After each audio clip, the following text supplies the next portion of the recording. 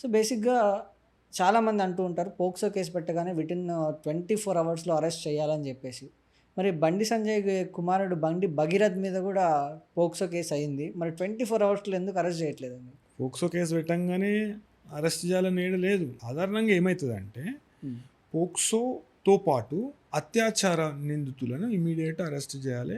ఇంకొకటి బాధితుల వాంగ్మూలం ఒక 24 అవర్స్లో కొత్త చట్టం ప్రకారం కొత్త బిఎన్ఎస్ఎస్ కావచ్చు హ్మ్. బాధితురాలి వాంగ్మూలం అనేది 24 గంటలలో మేజిస్ట్రేట్ సమక్షంలో రికార్డ్ చేయాలనేది చట్టం చెప్తుంది. హ్మ్.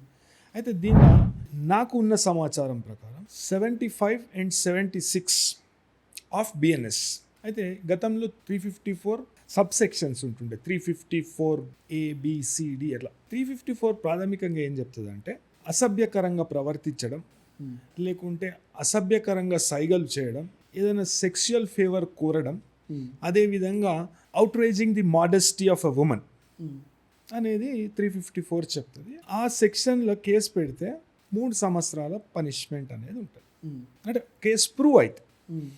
అయితే ఈ 2 సెక్షన్లతో పాటు 11 అండ్ 12 ఆఫ్ పోక్సో యాక్ట్ పెట్టిందని నాకు సమాచారం ఉన్నది. ఓకే. 11 అండ్ 12లో శిక్షాకాలము 3 సంవత్సరాలుగా చూపబడ్డది. 11 అండ్ 12 రెండు.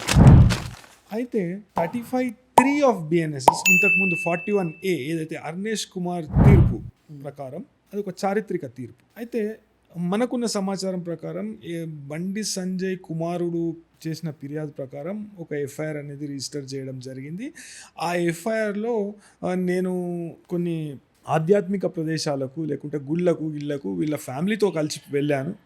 వెళ్ళినప్పుడు ఆ క్రమంలో ఆ పరిచయం ఉన్న క్రమంలో కొద్దిగా నాకు నీలి చిత్రాలు అనేటివి చూపెట్టిండ్రు. నాకు నా బిడ్డకు నీలి చిత్రాలు చూపెట్టిండు. సెక్షువల్ ఫేవర్ అడిగిండు.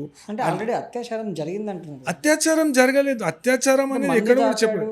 అది మద్యం తాపి ఆ అమ్మాయికి అత్యాచారం 3 సార్లు చేశారు అని అంటున్నారు మరి. అదంతా ఊహాగానాలు లేకుంటే అది కథనాలు. అంటే నేను కంప్లైంట్లో ఏమున్నదో కంటెంట్ నేను అది మాట్లాడుతున్నా. నేషనల్ మీడియా ఏదైతే రిపోర్ట్ చేసిందో అదే నేను మాట్లాడడం జరుగుతుంది.